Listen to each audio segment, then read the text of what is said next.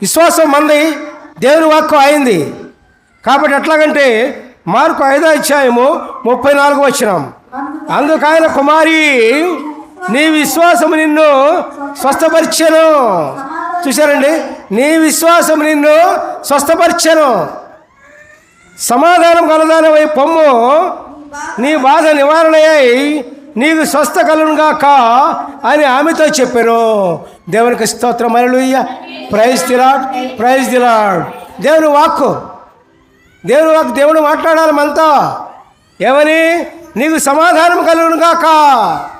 సమాధానం కావాలంటే, మన సమాధాన జీవితం ఉండాలంటే, సమాధానకరమైన జీవితం మనలో, కుటుంబంలో మనలో ఉండాలంటే నీకు దేవుని మాట కావాలి. దేవుని మాట లేకుండా సమాధానకరమైన జీవితం రాదు ప్రియులారా. దేవుని మాట లేకుండా సమాధానకరమైన జీవితం రావాలంటే అంత అసలు రాదు.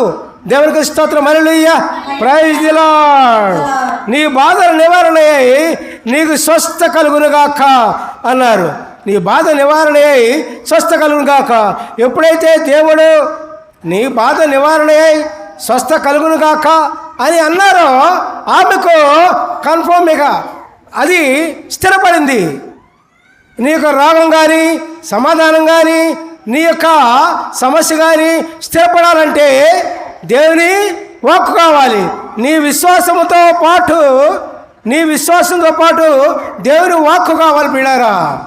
దేవుని వాక్కు ఉంటేనే మరి మనలో ఏదైనా సరే సమాధానం కానీ, మనలో ముందు సమాధానం రావాలంటే అది మనకు రాదు.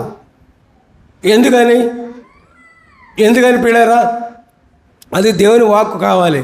దేవుని వాక్కు వలననే మనకు సమాధానము, సఖ్యత అవన్నీ కూడా మనకు వస్తుంది. సమాధానం, సఖ్యత మనం ఎంత కోరుకున్నా రాదు. అది ఎప్పుడు దేవుని వాక్కు కావాలి.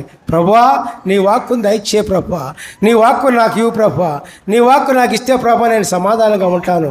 నీ వాక్కును నాకు ఇస్తే ప్రభువా, నువ్వు నాతో మాట్లాడితే ప్రభువా నేను సఖ్యతగా ఉంటాను.